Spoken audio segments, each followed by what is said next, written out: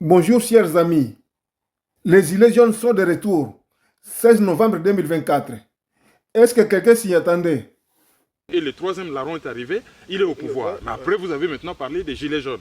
Qu'est-ce qui a suscité les Gilets jaunes? Parce que vous avez vu le phénomène Gilets jaunes, peu importe le nom qu'on donne au phénomène, vous avez vu qu'il y aura une révolte de la société civile. J'ai vu des choses qui se passaient, il y avait de plus en plus d'injustice, les taxes qui ne cessaient pas d'augmenter, les impôts et d'autres choses.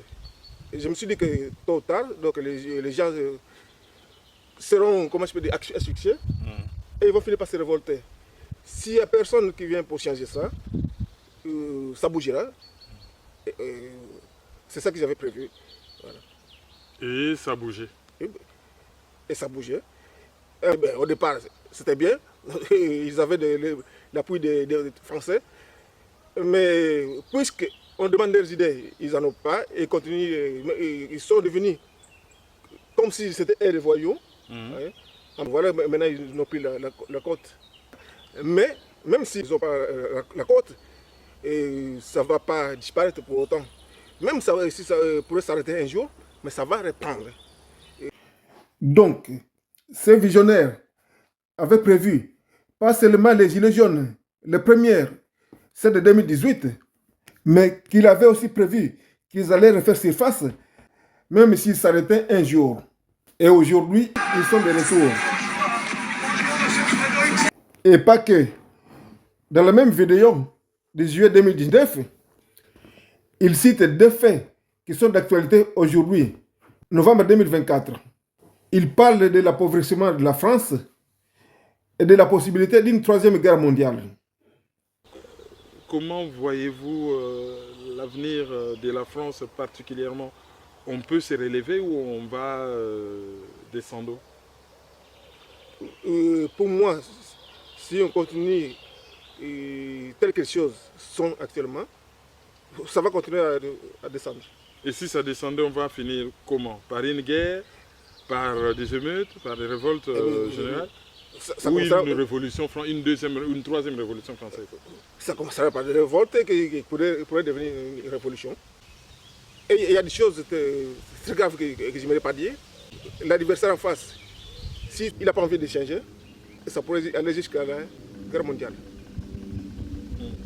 Il avait donc prévu que la France allait continuer de s'enfoncer dans la pauvreté, chose qu'on vit actuellement, et a parlé d'une possible guerre mondiale.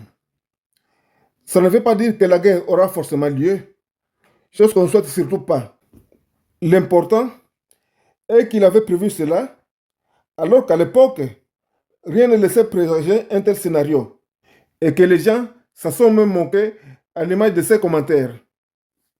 Mais que c'est une phrase qui se trouve presque dans toutes les bouches aujourd'hui. La troisième guerre mondiale va bientôt éclater. Maintenant, une chose. Pour les autres peuples, une personne pareille, c'est quelqu'un de précieux. Certains disent que Nostradamus, un visionnaire du XVIe siècle, est sans doute le plus grand prophète de l'histoire. Mais si beaucoup pensent qu'il était réellement capable de prédire l'avenir, d'autres le considèrent comme un imposteur. Mais le fait est que l'on continue à étudier ses écrits. Beaucoup pensent que Nostradamus était un imposteur. Mais on étudie quand même ses écrits pour voir si on peut en tirer quelque chose. C'est ça qui fait la différence entre les autres peuples et les Africains et qui fait de nous des sous-hommes. Parce que dans les combats des Afro, l'intelligence n'a pas sa place. Les Occidentaux donneraient donc tout pour que leurs visionnaires reviennent à la vie. Mais les Noirs, alors qu'ils sont vraiment dans le besoin, ils se permettent le loisir de se passer de service d'une telle personne pour, à la place, faire des manifs comme des moutons face aux lions. Imaginez les résultats. Ou encore se plaindre. Il n'y a pas un seul coin dans le monde où l'homme noir n'est pas méprisé. À un moment donné, ça suffit. Est-ce que les Africains sont déjà bien traités dans un endroit du monde? Non.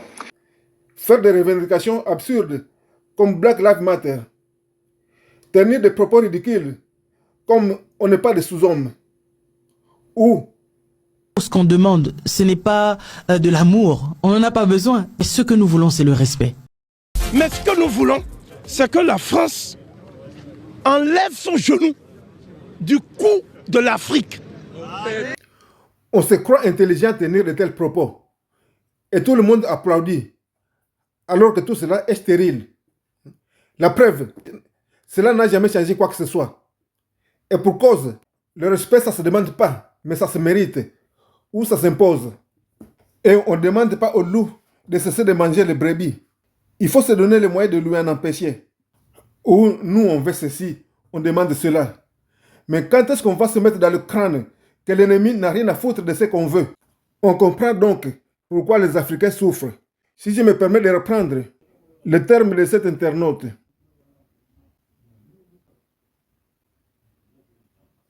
Merci.